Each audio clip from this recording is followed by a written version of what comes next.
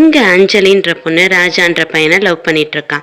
அந்த நேரத்தில் வந்து அந்த ராஜா வந்து சிங்கர் ஆகணும்னு ட்ரை பண்ணிட்டு இருப்பான். பட் வாய்ப்பே கிடைக்காது.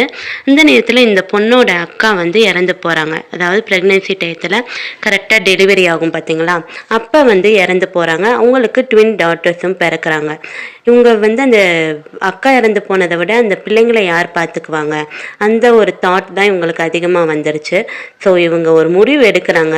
என்னன்னா, லவ் எதுவும் முக்கியம் இல்லை, இந்த பொண்ணுங்களை பார்த்துக்கிறதுக்காண்டி அவங்க அக்கா ஹஸ்பண்டை நம்மளே மேரேஜ் முடிச்சுக்கலாம் அப்படின்னு முடிவெடுத்துட்டு அந்த மேரேஜும் பண்ணுவாங்க. பட் இந்த லவ்வருக்கு இதெல்லாம் பிடிக்காது. அவனும் பிரிஞ்சு போயிடுவான். இவ வந்து அந்த 2 குழந்தைங்களையும் கூப்பிட்டுட்டு அந்த ஆதித்யா, அதாவது அக்கா ஹஸ்பண்ட் பேர், வாழ்கிறதுக்கு வருவா. அவளும் ட்வின்ஸை ரொம்ப நல்லா பார்த்துக்குவா. பட் இந்த ஆதித்யான்றவர் இவளை ஒய்ஃபாக ஏற்றுக்கவே மாட்டார். ரொம்ப டிஸ்டன்ஸ் மெயின்டைன் பண்ணுவார், ஆஃபீஸ்லேயே இருப்பார். அப்புறம் வந்து சில நேரம் சண்டை கூட போட ஆரம்பிச்சிருவார். அதாவது அவருக்கு வந்து அந்த ஒய்ஃபோட ஞாபகமாகவே இருக்கும்.